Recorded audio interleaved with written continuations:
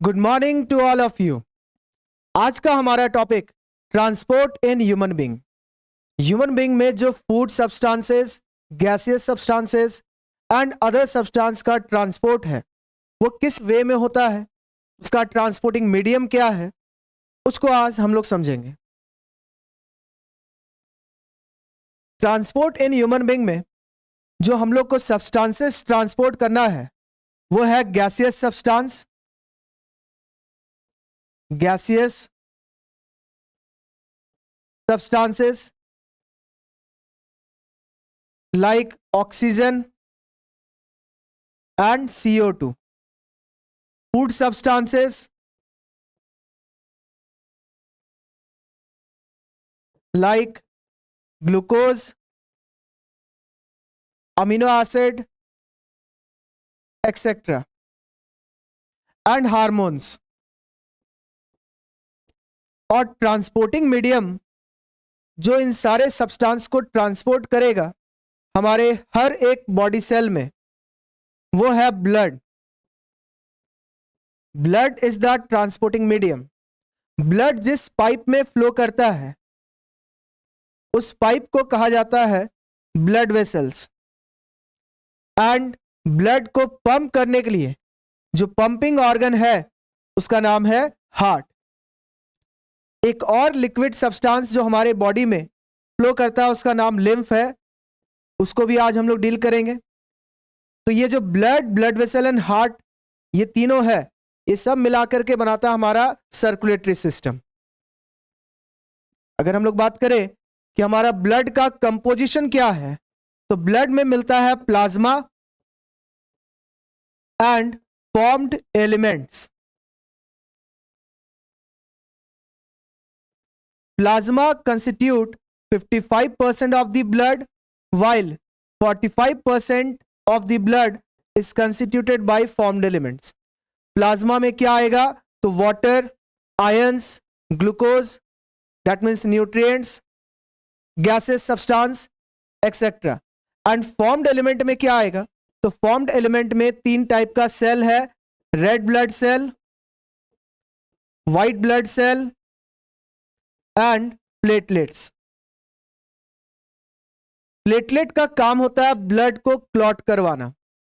Body जब हमारा injured होता है और ब्लीडिंग होगा उस वक्त ब्लीडिंग को कम करना, उस जगह पे एक ब्राउन स्कम तैयार करना, जो प्रिपेयर कर रहा है वो है platelets. So function of platelet is blood clotting. WBC, white blood cell, ये बॉडी में जर्म्स को, फॉरेन सब्सटेंस को किल करने का काम करता है।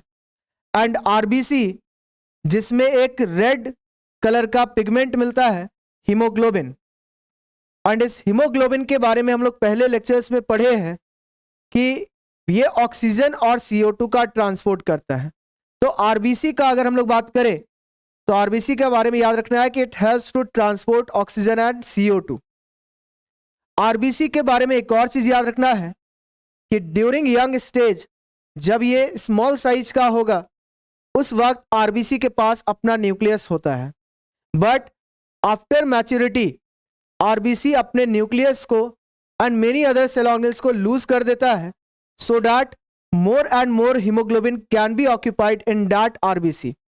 For increasing the surface area for hemoglobin, RBC loses its nucleus and cell organelles. Clear? तो RBC का अगर हम लोग देखें शेप, ठीक है, तो इसमें बाइकॉन्केव शेप मिलेगा, इसमें हीमोग्लोबिन मिलेगा। क्लियर? और इसका अंदर जो साइटोप्लाज्म है इसमें number of cell organelles normal cell के रिस्पेक्ट में कम है। WBC, इसमें अगर देखा जाए तो इसका वेरियस काइंड ऑफ WBC मिलता है एंड सभी का काम क्या है, बॉडी का डिफेंस सिस्टम बनाना। Platelet which is not a cell, platelet cell का फ्रैगमेंट है। प्लेटलेट जो है वो एक ट्रू सेल कहला नहीं सकता क्योंकि एक सेल का टुकड़ा है, फ्रैगमेंट्स है। क्लियर है?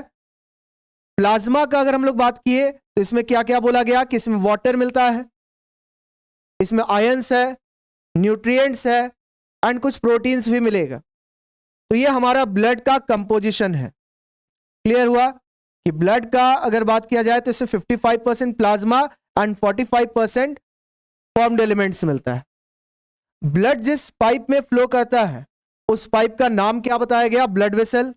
And blood vessel are of 3 types, arteries या आर्टरी लिखते हैं, दूसरा veins and capillary.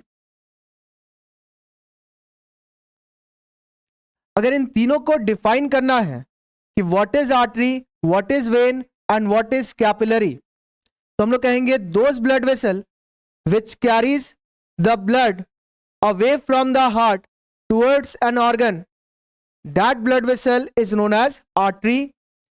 Veins are the blood vessel which carries the blood away from an organ towards the heart, is called as vein. And capillary is the thinnest blood vessel which are involved directly in the gaseous exchange. जैसा कि alveoli में हम लोग देखे थे कि alveoli में जो ऑक्सीजन आया था वो ब्लड वेसल में गया था, that blood vessel is capillary. हम लोग सेल के पास देखे थे कि ऑक्सीजन ब्लड से निकल करके सेल में जा रहा था, तो वो ब्लड वेसल जो वहां पे प्रेजेंट था सेल के पास वो भी कैपिलरी है, क्योंकि कैपिलरी का साइज काफी ज्यादा छोटा होता है, इसका डायमीटर स्मॉल रहेगा, थिनेस्ट ब्लड वेसल है जो कि हर एक सेल तक पहुंच सकता है। आर्टरीज और वेन्स ऐसा नहीं कर सकते क्योंकि इनका डायमीटर उतना बड़ा नहीं है, इतना छोटा नहीं है कि वो हर एक सेल तक ऑक्सीजन और CO2 को या फूड सब्सटेंसेस को डिलीवर कर सके। क्लियर? आर्टरीज का हम लोग एक और पॉइंट कहते हैं कि it carries oxygenated blood, but there is an exception, pulmonary artery जो लंग्स के पास ब्लड को ले जाता है उसमें हम लोग को मिलता है डीऑक्सीजनेटेड ब्लड। डीऑक्सीजनेटेड ब्लड, तो ये एक एक्सेप्शन केस है कि all the arteries accept pulmonary artery carries oxygenated blood and pulmonary artery carries deoxygenated blood. और ये पल्मोनरी वर्ड का मतलब क्या? लंग्स, कि हार्ट से एक आर्टरी निकला, pulmonary artery, which carries the deoxygenated blood and it supplies this deoxygenated blood या carries this deoxygenated blood to the lungs for exchange of gases. Veins के बारे में हम लोग जानते हैं कि ये क्या करता है? डीऑक्सीजनेटेड ब्लड को कैरी करता है। एंड यहां पे भी एक एक्सेप्शन है, it is pulmonary vein. Pulmonary vein lungs से ऑक्सीजनेटेड ब्लड को हार्ट तक लाता है, तो यहां पे भी एक एक्सेप्शन केस है। एंड कैपिलरी जो है it is form by the division of artery and capillary unites to form veins. ये याद रखना है कि अगर ब्लड वेसल ये आर्टरी है तो आर्टरी डिवाइड करेगा, डिवाइड करके जो थिन ट्यूब्स बनेगा, थिन ब्लड वेसल्स बनेंगे, these blood vessels are known as capillaries and capillary then unites to form veins. Artery जो है जो हम लोग का ऑक्सीजनेटेड ब्लड सेल तक लाया, वो आर्टरी डिवाइड किया और कैपिलरी का फॉर्मेशन किया। ब्लड इसमें जाएगा, ब्लड इस पाइप में जा रहा है, तो these pipes are capillary and capillary unite करेगा, फ्यूज करेगा ताकि ये क्या बना सके? वेन्स। क्लियर है? तो ये हमारा ब्लड वेसल के बारे में था कि 3 टाइप का ब्लड वेसल है, arteries, veins and capillary. Next, human heart, इसका भी स्ट्रक्चर हम लोग देख लेते हैं कि ह्यूमन हार्ट में टोटल कितने चेंबर्स है? तो 4 chambers. Upper 2 chambers are known as upper 2 chambers are known as atrium, जो राइट साइड में मिल रहा है वो कहलाएगा राइट आर्ट्रियम, और लेफ्ट साइड में जो मिलेगा उसको बोलेंगे लेफ्ट आर्ट्रियम।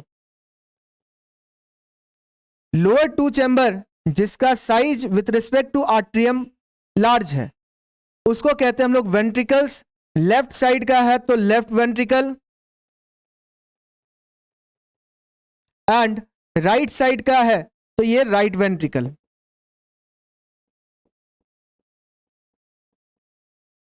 और इस जगह पे जो इसका वॉल है, ये वॉल बना हुआ है किससे, तो कहेंगे ये कार्डियक मसल से बना हुआ है। कंप्लीट वॉल, जो हार्ट का ये डायग्राम है, एक सिंप्लीफाइड डायग्राम यहां से हम लोग समझे कि upper two chambers are known as atrium, lower two chambers are known as ventricle, लेकिन एक्चुअल डायग्राम तो ये है हमारा। ठीक है, लेफ्ट आर्ट्रियम में ब्लड कौन लेके आता है, तो यहां पे लेके आता है पल्मोनरी वेन।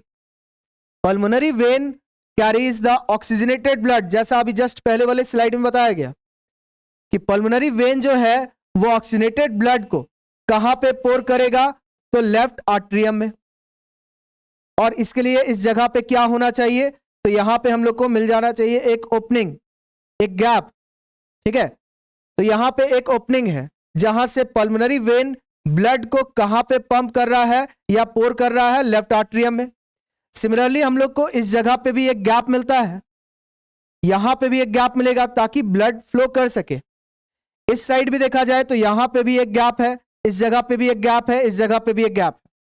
ठीक है, कि हम लोग का जो ब्लड है वो पल्मोनरी वेन से होते हुए लेफ्ट आर्ट्रियम में आता है और लेफ्ट आर्ट्रियम से ब्लड पहुंचता है लेफ्ट वेंट्रिकल में। लेफ्ट वेंट्रिकल में आया इस ओपनिंग से, and this opening is guarded by a valve. यहां पे एक वाल्व से ये गार्डेड है, जिस वाल्व का काम क्या है, यूनिट डायरेक्शनल वे में ओपन होना, केवल डाउनवर्ड डायरेक्शन में ओपन होना। जब ब्लड लेफ्ट वेंट्रिकल में इंटर किया तो ये ब्लड कहां पे इंटर करेगा, अब तो ये इंटर करेगा नेक्स्ट ब्लड वेसल में। और जब ये ब्लड वेसल में इंटर करेगा तो यहां पे भी एक वाल्व मिलेगा, इस जगह पे भी एक वाल्व मिलेगा, जिस वाल्व को हम लोग क्या बोलते हैं, इस वाल्व को कहा जाता है सेमील्यूनर वाल्व। वैसे ये हम लोग का 10th के लिए उतना स्पेसिफिक नहीं है, उतना इंपॉर्टेंट नहीं है वाल्व्स का नाम। ठीक है, तो यहां पे बाई का एक हम लोग को सेमील्यूनर वाल्व मिल रहा है। ब्लड लेफ्ट वेंट्रिकल से होते हुए किस में आ गया, blood vessel, and the blood vessel which carries the oxygenated blood from left ventricle is the largest artery known as aorta. Now aorta इस ब्लड को, ऑक्सीजनेटेड ब्लड को हर एक बॉडी सेल में पहुंचा देगा। अगर हम लोग बात करें कि बॉडी सेल्स तक ये पहुंचेगा तो ये एओर्टा का साइज काफी बड़ा है, तो इसको डिवाइड करना पड़ेगा। डिवाइड करके ये स्मॉलर आर्टरीज बनाएगा, आर्टरीज जो है वो और फर्दर डिवाइड करेगा ताकि इसका ट्यूब और ज्यादा पतला हो जाए, एंड फाइनली ये आर्टरी के डिवीजन से क्या बनेगा, तो कैपिलरी। जो अभी हम लोग जस्ट बोले कि capillary is form by the division of arteries, तो यहां पे हम लोग का ऐसा आर्टरी बन गया, मतलब आर्टरी से डिवाइड होकर कैपिलरी बन गया।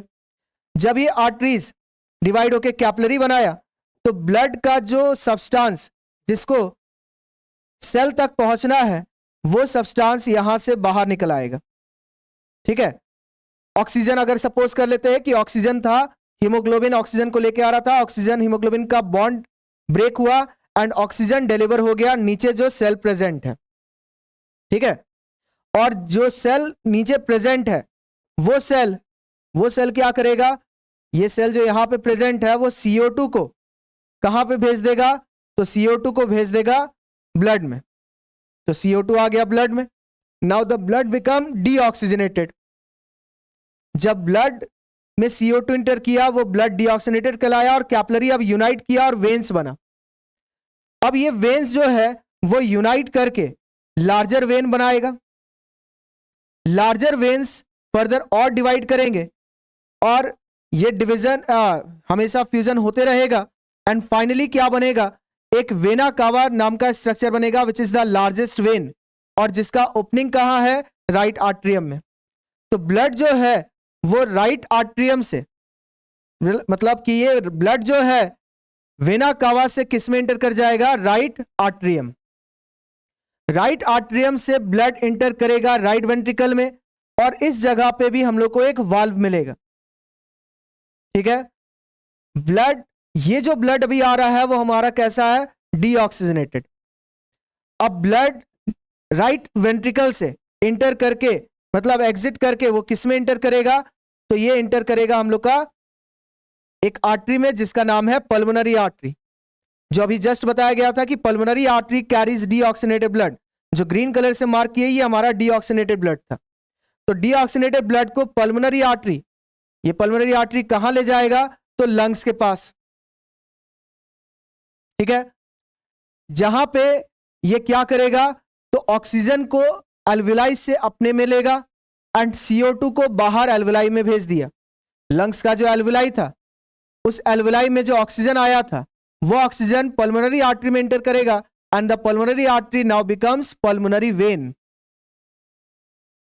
जो CO2 प्रेजेंट था डीऑक्सीनेटेड ब्लड में, पल्मोनरी आर्टरी जिसको कैरी करके ला रहा था, वो CO2 बाहर चला गया। सो बाय दिस वे ब्लड का सर्कुलेशन कंप्लीट हुआ। एंड ब्लड, ह्यूमन हार्ट जो है उसका स्ट्रक्चर भी हम लोग समझे।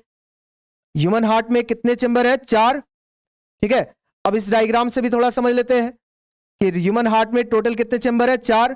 First is right atrium, second one is left atrium, third one is left ventricle, fourth one is right ventricle, ठीक है।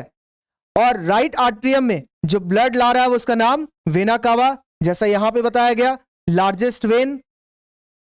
और वेना कावा से ब्लड राइट आर्ट्रियम में इंटर करने के बाद ये इंटर करेगा राइट वेंट्रिकल में। राइट वेंट्रिकल से डीऑक्सीनेटेड ब्लड निकल के आ जाएगा किसमें? पल्मोनरी आर्टरी में। जैसा कि यहां पे बताया गया कि पल्मोनरी आर्टरी ये डीऑक्सीनेटेड ब्लड को कहां ले गया? लंग्स के पास, ठीक है। और लंग्स के पास जब वो डीऑक्सीनेटेड को ऑक्सीजनेटेड में चेंज कर दिया, तो पल्मोनरी आर्टरी अब चेंज हो गया पल्मोनरी वेन में, और पल्मोनरी वेन अपना ब्लड को पोर कर दिया लेफ्ट आर्ट्रियम में, ऑक्सीजनेटेड ब्लड को। लेफ्ट आर्ट्रियम से ब्लड जो है वो किस में इंटर करेगा? लेफ्ट वेंट्रिकल में। ऑक्सीजनेटेड ब्लड इंटर किया, और यहां पे एक वाल्व प्रेजेंट है जिसका नाम यहां पे गिवन है मिट्रल वाल्व या बाइकस्पिड वाल्व भी कहते हैं हम लोग। इस जगह पे भी जो वाल्व है इसका नाम है ट्राइकस्पिड वाल्व, ठीक है। लेफ्ट वेंट्रिकल से ऑक्सीजनेटेड ब्लड किस में आएगा? तो aorta, aorta which is the largest artery, ये एओर्टा में इंटर कर गया। एओर्टा क्या करेगा? हर बॉडी सेल में ऑक्सीजन को डिलीवर करेगा। क्लियर? कंप्लीट हार्ट को एक मेम्ब्रेन कवर किया हुआ है।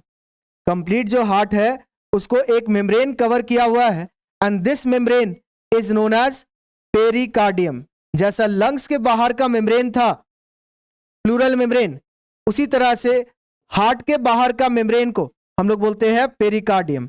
एंड हार्ट कौन से मसल से बना हुआ है? तो कार्डियक मसल। क्लियर? तो ये हार्ट का स्ट्रक्चर था, ठीक है। अब आते हैं कि ये जो डबल सर्कुलेशन वर्ड आता है कि इन human being blood is circulated twice, या जो ब्लड है जो हार्ट से क्रॉस करेगा वो 2 बार करता है, ठीक है।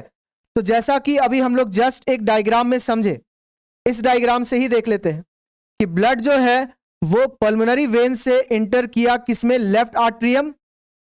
यहां पे ये फर्स्ट टाइम इंटर किया, देन ये इंटर करेगा लेफ्ट वेंट्रिकल, और उसके बाद एओर्टा। एओर्टा हर एक बॉडी सेल में ऑक्सीजन को पहुंचा दिया, वेन्स बना। वेन्स जो है वो यूनाइट करते हुए, वेन्स यूनाइट करते हुए क्या चीज का फॉर्मेशन किया? Vena cava which is the largest when. और जब ये वेना कावा बना, ठीक है, तो ब्लड जो है वो यहां से मूव करके आएगा कहां पे? राइट आर्ट्रियम में। तो अब ये सेकेंड टाइम इंटर कर रहा है। अब राइट आर्ट्रियम से ब्लड किस में आएगा? राइट वेंट्रिकल में। राइट वेंट्रिकल से इंटर करके पल्मोनरी आर्टरी में, पल्मोनरी आर्टरी। और पल्मोनरी आर्टरी इसको लंग्स के एल्वेलाई के लंग्स का एल्वेलाई तक ले गया, ठीक है। कि पल्मोनरी आर्टरी ऑक्सीजनेटेड ब्लड बनाने के लिए, डीऑक्सीनेटेड को ऑक्सीजनेटेड बनाने के लिए एल्वेलाई तक ले गया, जहां पे पल्मोनरी आर्टरी चेंज होके क्या बन गया? Pulmonary vein. So in complete circulation blood passes the heart 2 times, so it is called as double circulation, ठीक है। कि यहां पे जो हम लोग का डबल सर्कुलेशन वर्ड है कि व्हाट इज डबल सर्कुलेशन, तो हम लोग कहेंगे कि इन human being blood passes the heart 2 times। First जो पास हो रहा है वो ऑक्सीजनेटेड ब्लड, एंड सेकेंड जो पास हो रहा है वो डीऑक्सीनेटेड ब्लड। इसको हम लोग और भी डिटेल में पढ़ेंगे लेकिन हायर क्लास में। अभी 10th के लिए इतना ही काफी है कि व्हाट इज डबल सर्कुलेशन। तो ब्लड जब हम लोग का 2 बार क्रॉस करता है, 2 टाइम्स, एक बार कौन सा ब्लड पास हो रहा है? ऑक्सीजनेटेड, और दूसरी बार कौन सा ब्लड पास होगा? डीऑक्सीनेटेड। और इसीलिए हम लोग इसको क्या बोलते हैं, डबल सर्कुलेशन। क्लियर? इसमें ऑक्सीजनेटेड और डीऑक्सीजनेटेड ब्लड मिक्स होने का चांस ही नहीं है। ह्यूमन बीइंग का अगर बात किया जाए तो यहां पे जो डबल सर्कुलेशन हो रहा है, इसका बेनिफिट क्या है, इसका सिग्निफिकेंस क्या है? It prevents the mixing of oxygenated and deoxygenated blood. जो ऑक्सीजनेटेड ब्लड लेफ्ट साइड से पास होता है और डीऑक्सीजनेटेड ब्लड राइट साइड से पास होता है, इसका मिक्सिंग को प्रिवेंट करता है ये। क्लियर है? क्योंकि हमारा हार्ट ऐसा बना हुआ है, कंप्लीट 4 चेंबर है, इस कारण से हमारा बॉडी में कंप्लीट डबल सर्कुलेशन फॉलो होता है। क्लियर? अब एक और वर्ड हम लोग बोले थे, लिम्फ। तो लिम्फ क्या होता है? What is lymph? तो जब आर्टरीज डिवाइड करता है और कैपलरी बनाएगा, ऐसा ये कैपलरी बनाया, ऐसा सपोज कर लेते हैं कि ये 1 2 3 कैपलरीज आर प्रेजेंट हियर, और इसके नीचे में क्या प्रेजेंट है? तो एक सेल प्रेजेंट है, टिश्यू प्रेजेंट है, जहां पे ऑक्सीजन और CO2 को एक्सचेंज करवाना है, ग्लूकोज को वहां तक पहुंचाना है। तो जब ये काम होगा तो ब्लड का जो कंपोनेंट है, RBC, WBC, platelets and plasma, इनमें से ग्लूकोज यहां से मूव करके आ जाएगा सेल और कैपलरी के बीच में। The space between capillary and tissue या cell is known as interstitium. इसको क्या बोलते हैं? इंटरस्टिशियम। और जब ब्लड यहां आएगा तो इसका ग्लूकोज पहुंच गया इंटरस्टिशियम में, अमीनो एसिड भी इंटरस्टिशियम में पहुंचा। क्या क्या पहुंच रहा है? First one is glucose, second amino acid, कुछ आयंस इंटर करेगा, वाटर इंटर करेगा एंड WBC भी इंटर करेगा। ठीक है कि RBC, प्लेटलेट और WBC 3 टाइप का जो कंपोनेंट्स बताया गया था फॉर्म्ड एलिमेंट में, उनमें से WBC भी इस जगह से निकल जाता है, सारा नहीं बट कुछ अमाउंट यहां पे निकलेगा। कंप्लीट WBC नहीं but small amount of WBC यहां पे बाहर आ जाएगा। और जो यहां लिक्विड बनता है, this liquid which is present in interstitium is known as interstitial fluid. ठीक है?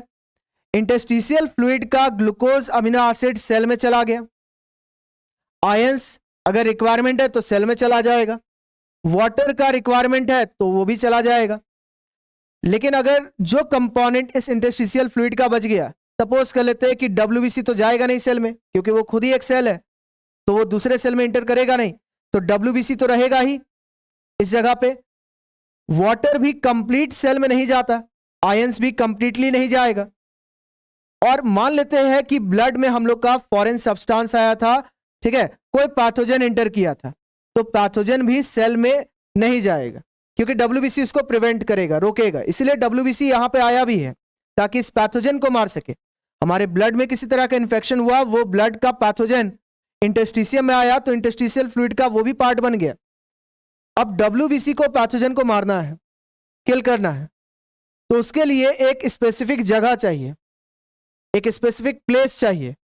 और उसी पर्पस के लिए हम लोग क्या करेंगे, यहां पे एक और वेसल बनाएंगे, एक और पाइप बनाया जाएगा जो बचे हुए इंटरस्टिशियल फ्लूइड को अपने साथ ले जाएगा। जब इंटरस्टिशियल फ्लूइड इस वेसल में इंटर करता है, not in blood vessel, blood vessel में नहीं, इस इंटरस्टिशियल फ्लूइड का एंट्री जब एक न्यू वेसल में होता है तो इस इंटरस्टिशियल फ्लूइड का नाम बन जाता है लिम्फ। क्लियर है?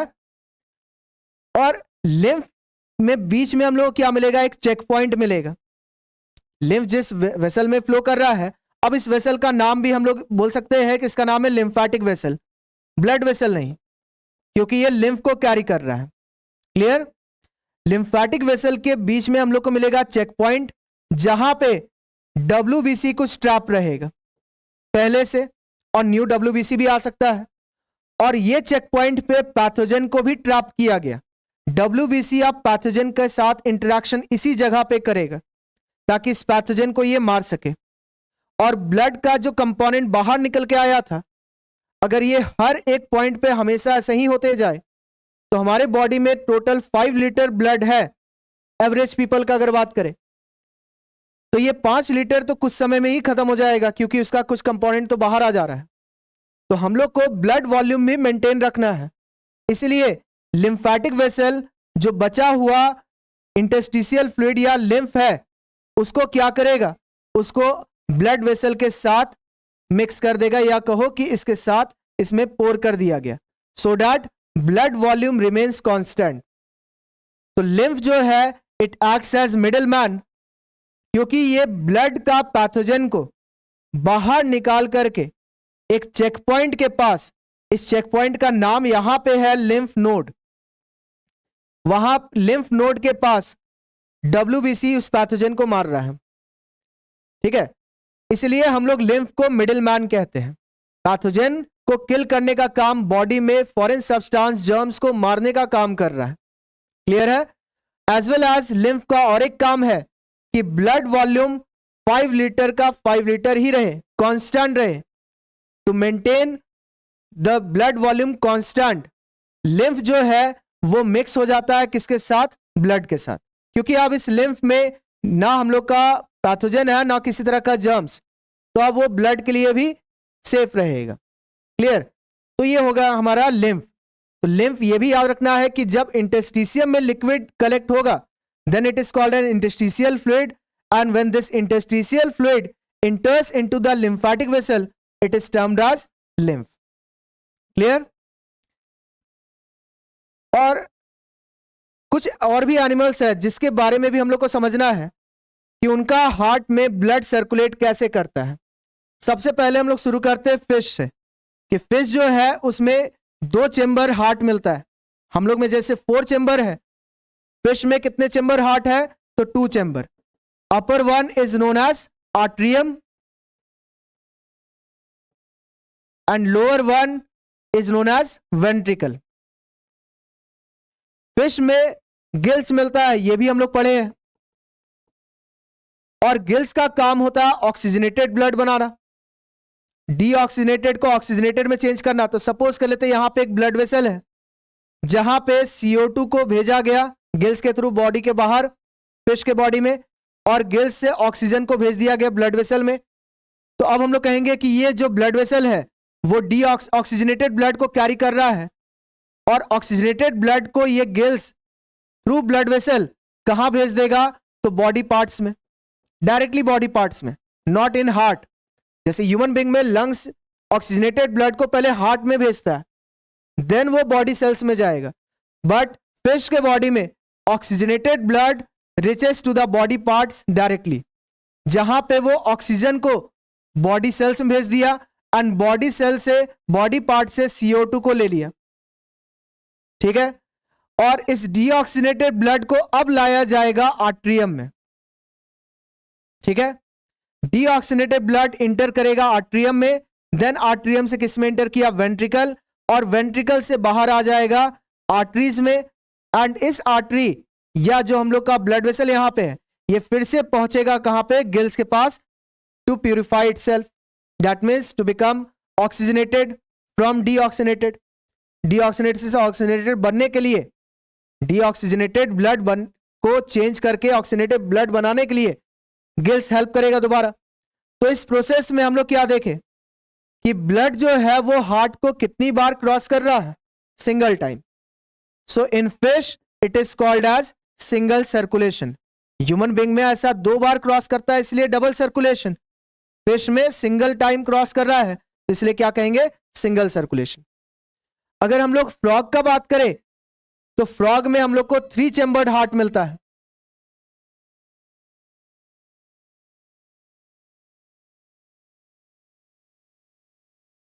थ्री चेंबर्ड में upper 2 chambers are atrium and single जो नीचे प्रेजेंट है, lower one is known as ventricle. ये वेंट्रिकल, ये हो गया हमारा लेफ्ट आर्ट्रियम, और ये हो गया राइट आर्ट्रियम। कि फ्रॉग का केस का बात करें, एम्फिबियंस का बात करें, जो वाटर और लैंड दोनों पे रह सकते हैं, जो अपना सेक्सुअल रिप्रोडक्शन परफॉर्म करने के लिए वाटर में जा रहा है, बट अपना सर्वाइवल के लिए वो टेरेस्ट्रियल हैबिटेट अपनाता है, तो उनको हम लोग एम्फिबियंस कहते हैं। तो फ्रॉग का केस में ब्लड जो है वो लंग से आएगा, ऑक्सीजनेटेड ब्लड से हम लोग शुरू करते हैं। सपोज कर लेते हैं कि ऑक्सीजनेटेड ब्लड जो लंग्स में प्रेजेंट है ऑक्सीजन, वो अगर एंटर कर गया ब्लड वेसल में तो अब ये ऑक्सीजनेटेड ब्लड बन गया। ऑक्सीजनेटेड ब्लड इंटर करेगा लेफ्ट आर्ट्रियम में, और ये लेफ्ट आर्ट्रियम से ऑक्सीजनेटेड ब्लड इंटर करेगा कहां पे? वेंट्रिकल में। But there is only one ventricle, और यहां से ये ब्लड जो है, जो ऑक्सीजनेटेड ब्लड है, वो मूव कर जाएगा एक वेसल में। ये वेसल फिर बाइफर्केट कर जाएगा, दैट मीन्स ऐसा डिवाइड कर जाएगा। कुछ ब्लड हम लोग का इस डायरेक्शन में गया एंड कुछ ब्लड जो है वो चला जाएगा बॉडी पार्ट्स में। बॉडी पार्ट सपोज कर लेते हैं ये बॉडी सेल्स है, बॉडी पार्ट्स है, वहां पे ऑक्सीजन को डिलीवर किया गया, ऑक्सीजन को यहां पे डिलीवर किया गया, CO2 में को अपने अंदर लिया गया, मतलब अब ये डीऑक्सीनेटेड ब्लड बन गया। This deoxygenated blood through the blood vessel enters into the right atrium।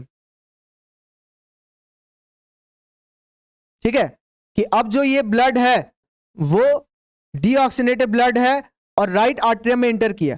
Right atrium से ये किस में इंटर कर गया? वेंट्रिकल में। लेकिन पहले तो यहां पे ऑक्सीनेटेड आ चुका था और इधर से हम लोग का डीऑक्सीनेटेड भी आ गया।